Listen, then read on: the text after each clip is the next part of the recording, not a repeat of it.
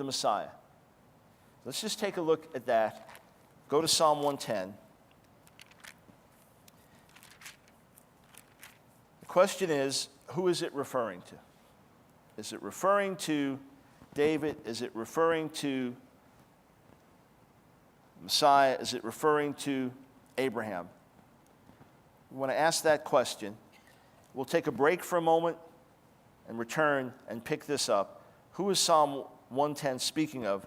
But this nonsense that they're trying to hide, that it's Yahweh said to my Lord, it's being misquoted, mistranslated, throw that out, bogus, forget it. All of our English translations contradict that. You can put that baby to rest. But the question is it a legitimate messianic prophecy? Does it legitimately point to the fact that the son of David was also greater than David? We'll take that up when we resume. All right, so we resume Psalm 110. What's the idea that this speaks of Abraham? I first heard that in 1973 dealing with these ultra-Orthodox rabbis in Brooklyn who raised that to me. This is the argument. Genesis 14, Melchizedek, the king, priest king over Jerusalem, comes out and he blesses Abraham, who's Abram then, not yet Abraham, blesses Abram and then blesses the Lord. And according to Jewish tradition, God was upset with Melchizedek because he blessed Abram before he blessed the Lord. So God took something from him and gave it to Abram. And the fact is that the priesthood was later going to come through the descendants of Abraham. Hence this verse that says, the Lord has sworn and will not change his mind. You are a priest forever in the order of Melchizedek. Really, the only reason that the rabbis gave this interpretation, in all likelihood, is it just mentioned Melchizedek again. He's mentioned in Genesis 14, mentioned here, so they made a connection. But the question is, when did God ever say to Abraham, sit at my right hand until I make your enemies a footstool for your feet? There's no context of that. There are even ancient Jewish interpretations that say that Abraham sat at the left hand of God, not the right hand. Messiah on the right hand, Abraham at the left hand. That's another thing. What about this? The Lord will extend your mighty scepter from Zion. If this was a word actually to Abraham, it has no meaning whatsoever because Zion, the concept of Zion, didn't exist. This comes in later in David's day. And then Abraham himself was not a priest. You're a priest forever in the order of Melchizedek. He himself was not called a priest ever. So the Abraham thing, that's just one of those fascinating, interesting Jewish interpretations, but not taken on any serious scholarly level. So the question was this a court poet saying this about David? Now that could work in many ways. That a court poet said this about David. It's less likely that David wrote it about himself and then had a court poet recite it. Okay, here kids, you didn't come up with a good birthday card, so I'm going to write it for you. To Dad, the world's greatest dad. Yeah, so I want you to read that to me. I wrote it. I want you to read it. To the world's greatest dad, the finest dad in the planet. We love you more than words can express. Okay, I want you to read that to me. No, the idea that David wrote this about himself is pretty ludicrous. But maybe a court poet wrote it for David. That would work well. So of David does not mean it was written by David, but for David. It works in Hebrew, le David, for David. So Yahweh says to my Lord, my master, the king, David, sit at my right hand until I make your enemies a footstool for your feet. The Lord will extend your mighty scepter from Zion. There's Zion. That works well for David. You will rule in the midst of your enemies, and you're priest forever if the order of Melchizedek. Well, that could work, because as we saw, he performed certain priestly functions.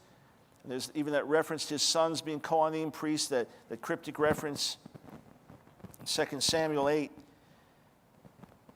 So perhaps it could refer to that. Now, in principle, I have no problem with that view, that it's spoken about David, because as we've seen, the promises given to David and his household that were not fulfilled, we understand to be messianic prophecies, things yet to happen, yet to come to pass.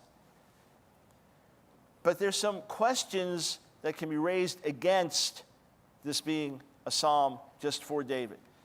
And I raised them on page 141 of volume 3 of of answering Jewish objections. And I dismissed the Abraham interpretation on page 140. So let me give you a few points against this. Number one, was David actually called a priest by the Lord? It's one thing to say that David was a priestly king. It's another thing to say that he was called a priest forever by God himself. Where was that oracle? When did that ever happen? Here, if David is now speaking of it about one of his descendants, this greater David, the Messiah, it has meaning, but we don't ever have evidence that David is called a priest, that this word, this oracle, is spoken. Second question, when was David told to sit at God's right hand until his enemies were made a footstool for his feet?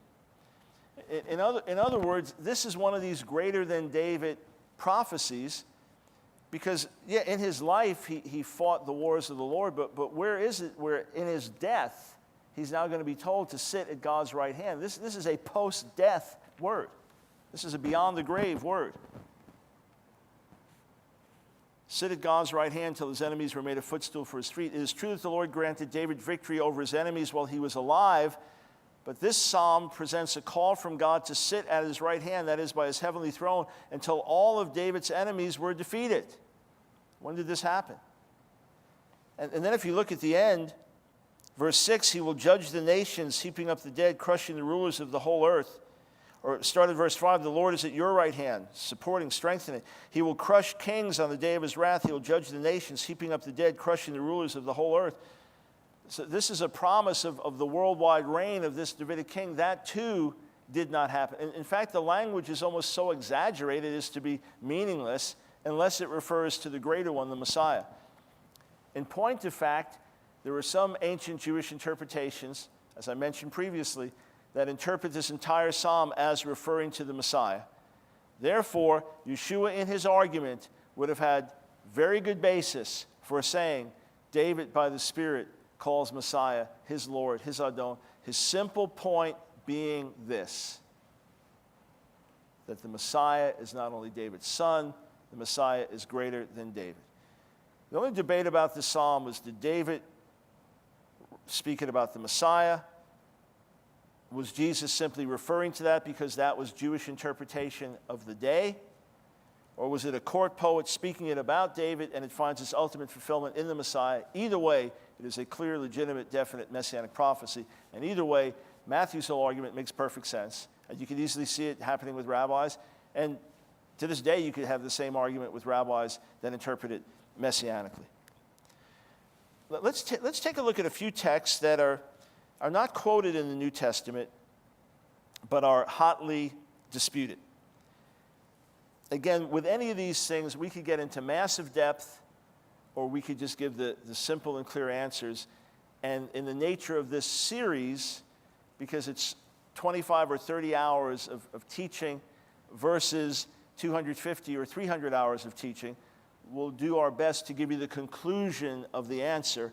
And then I've treated most of these in other writings. You can look at them in more depth, and then you can just have fun and study them for the rest of your life. Or if you don't have a doctorate yet, do research for 20 years and write your doctoral dissertation on one of these verses, and then you'll come out more confused than ever.